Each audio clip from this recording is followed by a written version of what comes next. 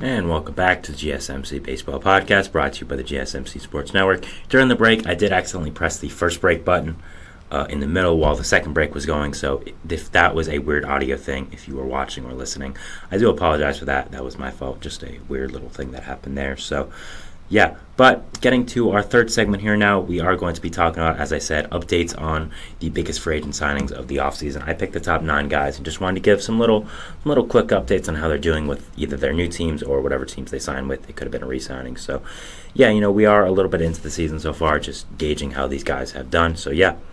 Also, since I'm just remembering now, yesterday I did my segment 3 was about prospects coming up to the major leagues, and one of the top prospects coming up was the Dodgers' Andy Pages. I did pronounce it Pages, which was completely my fault. I did not know it was Pages, but I do know now, so I apologize for that yesterday if you did listen.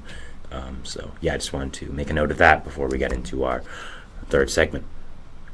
So, the first player I, of course, want to talk about, if you're talking about free agents, is the biggest free agent signing in the history of professional sports, which is, of course, the man, the myth, the legend, Shohei Ohtani.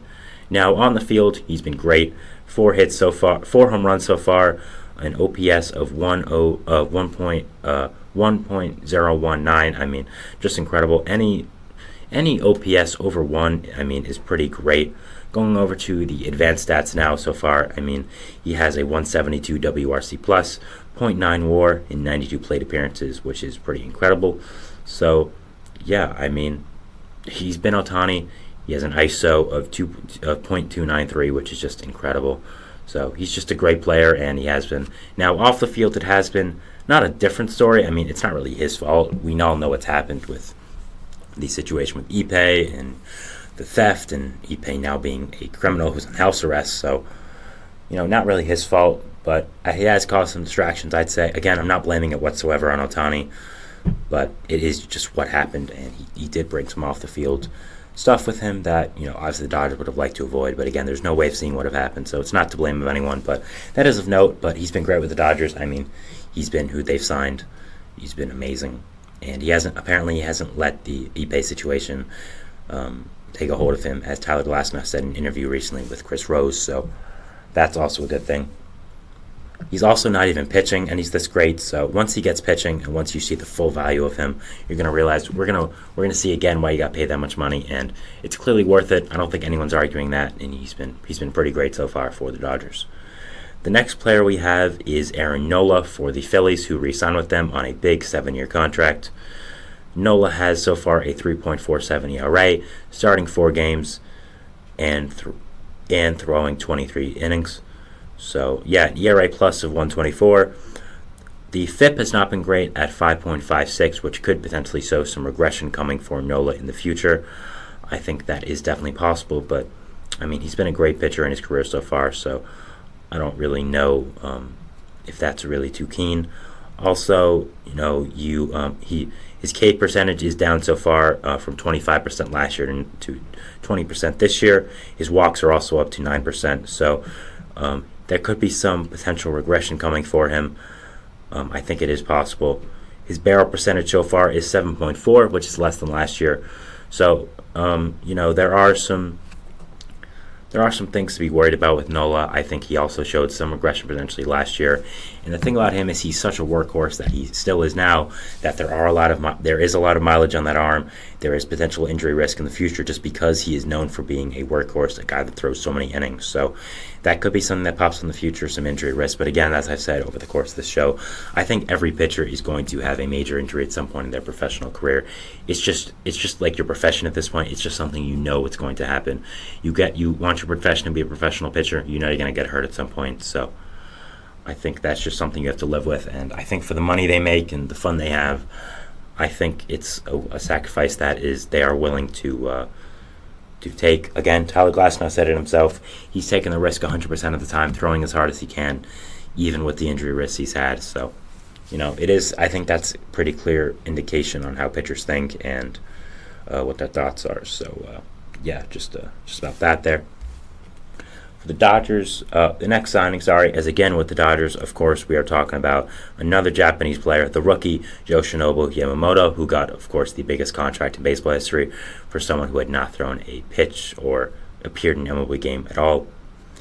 For Yamamoto, he has thrown 4 starts so far, 16 innings pitched, 4.50 ERA. ERA plus of 96, fifth of 3.18. So they're saying he's gotten a little unlucky, it looks like, and that he might be better than the numbers are showing. He's been really, really great since that first start. His first start was in Korea and was really, really bad. But I think there might have been some nerves there going back to Asia as well.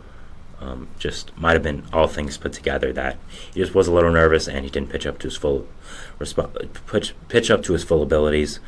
I mean, right now his K percentage is 31, which is great. Walks only at 6, so yeah, he's been really good so far. Barrel percentage is at 15, which is a little worrying, but I think that'll come down eventually. I don't think that's something that's really a huge long-term risk for Yamamoto or the Dodgers.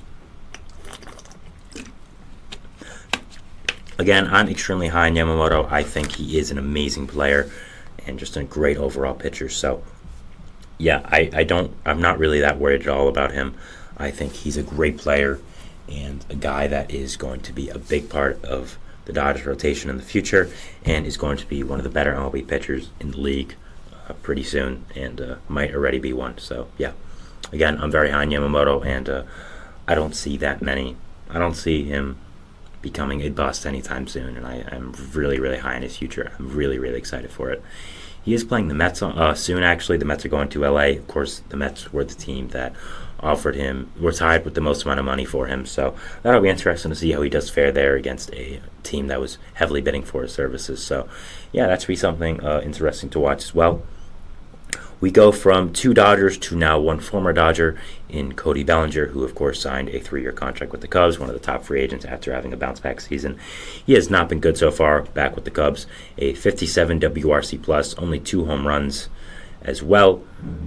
So, yeah, definitely not what you want, but he also brings some good defense, so it's not the worst thing, but he does have negative .2 WAR, an OPS of 604, an OPS plus of 65, so yeah, definitely not what you want from him. I think this is one of the reasons a lot of teams were very skeptical about signing him and why he was left on the market for so long.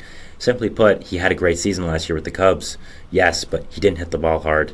I think a lot of teams were very worrisome about would he be able to keep this up? Would he be able to escape the regression that every team thought was coming? So I think that's why he was on the market for so long, and that's why he had to end up settling, going back to his former team with a 3-year contract. So, yeah, he does provide, again, some great defense, some versatility. So it's not all bad, but you're really hoping that he does get the hitting back up to where it was. I think if Bellinger can honestly even just be simply above average hitter, like a guy that has a 105 WRC plus to 115, you'll be a really valuable player. I don't think he's going to have the stats he did last year where they're just truly incredible, and I don't think he needs to. So I think he needs to get back to hitting, though, at least a little bit. So we'll be watching that. But right now, not what you want for the Cubs and not what you want for Bellinger. So yeah, that was something there to talk about. Not doing good. Negative, as I said, negative WAR already. So you definitely need him to start improving if you are the Cubs, and he's a big part of your team. So, yeah. Next is Blake Snell, who, of course, signed a 3-year contract with the Giants. He's had 2 starts so far, went 7 innings, giving up 10 earned runs and a 13 ERA in the season.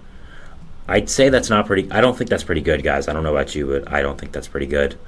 I mean, his whip is almost at 2. He has just really not been good. Again, I want to make it clear it's 2 starts for Snell. You know, he had to rehab a little bit after not having spring training. So 6.10 FIP, which is obviously half of that ERA, but still not good, of course. So Blake Snell has not been good. He's not been doing good. And, yeah, you definitely need him to do better right now if you're the Giants, signing him to that big contract and making him a big part of your rotation. So I think, again, this was another reason. He was also part of that Boris 4 that was with Bellinger on the market. We have the next 2 coming up as well, so we'll be talking about them. But, yeah, Snell has not been good, and I think a lot of teams, that was one of the reasons teams were worrisome to give him a big contract. Yes, he's won 2 Cy Youngs in his career, and no one could take that away from him. It's an outstanding accomplishment, but the years he doesn't win a Cy Young, he's not that good. He gets a lot of walks. He doesn't go deep into games, and he's not a very valuable pitcher. So teams were trying to bridge the gap of, are we getting the Cy Young Blake Snell, something in the middle, or just the guy that doesn't win Cy Youngs and is just a bad pitcher. So we'll be seeing what does happen with him. So far, it's the bad one, but again, only 2 starts in. He's getting used to a lot of different things, being with the Giants and just a new organization in general. So I'm not judging him too much. Next, we are going to be talking about another guy who signed with the Giants, Blake Snell's teammate. Now, of course, Matt Chapman. Chapman was also part of the boards for, as I said. So far has been okay, an 85 WRC plus, which is not what you want, but of course is playing his amazing defense like usual. I mean, he's one of the greatest defenders of all time at this point. I don't think anyone's really arguing that. So far already has 4 DRS, so has just been truly incredible. I mean, he's playing the defense we all know and love. Yes, the offense isn't quite there yet, but he's also not been horrible. And he brings so much defensive value with that glove that, you don't need him to hit like a superstar. You just need him to hit like a good, solid player. I mean, he already has .7 WAR on the year with not being a great hitter. Should show you how valuable he is in other facets of the game. So, yeah, a great player, Chapman right there. And you would like to get his hitting back up, of course, but it's not a huge deal, and it's something that you can deal without right now for the season and for who Matt Chapman is. So, yeah. Next up, we have Jordan Montgomery, who, of course, did sign with the Arizona Diamondbacks. Now, Montgomery has not made a start yet with the Diamondbacks, as he is still rehabbing from signing really late into the season.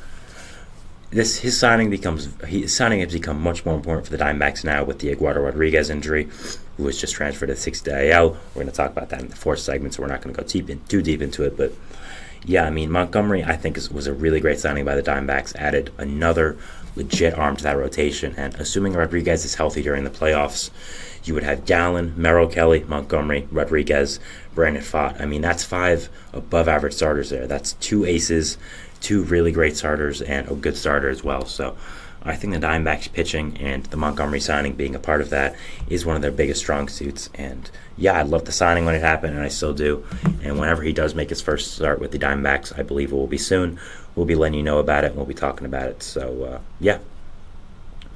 Next player we have is going from a former Cardinal in Montgomery to a guy who signed with the Cardinals in Sonny Gray. Gray started off the season hurt with the Cardinals with a minor injury, but has come back now, made 2 starts for them, 11 innings, and has given up 0 earned runs, 9 hits, 0 run runs, .6 pitching WAR so far. I mean, yeah, he's been pretty incredible. Nothing else to say there. 2 innings pitched. This guy who finished very high in Cy Young voting last year, a really, really good pitcher. And yeah, just someone I think is a really great pitcher. Someone the Cardinals have needed for a long time, a true ace of that staff, because they have just had so many mediocre level pitchers. I think Gray's been a great fit for them. And yeah, just a great job for them. Next, we have finally Josh Hader of course, the Houston Astros. Now, Hader has been horrible. Not going to sugarcoat it at all. Negative .5 WAR, 9.39 ERA in the season, 7.2 in a third innings pitched. Has really not been good. Has blown a few leads now for them. And when he has come in, it has been kind of worrying. So you definitely want to hope Hader becomes better. I mean, the underlying stats have been okay with him, 3.64 FIP, so I don't think it should last for too much longer. But again, there's been some complaints by the Astros fan base about how new manager Joe Espada is using him in kind of a negative way. So maybe that's part of it. But again, he's dealing with a lot, going for a big expectations with that free agent contract, getting used in new ways, dealing with new battery mates, so playing new opponents in the AL West. So there's a lot of new things for Hader, and I wouldn't be too worried about him. I still think he's a top 3 closer in the game, and I still think it was a great signing by the Astros. But the Astros do have some problems. I think they go much past Hader, so I don't really think he's at the forefront of that. So yeah, that was our 3rd segment here. We're going to our 4th and final segment of the show today, which is talking about some just general injury updates around the league. I have 4 main things I want to talk about with those, just some notable guys that do have some updates with them. So yeah, just wanted to give my 2 cents on that, and we'll see you after the break. So thanks and bye.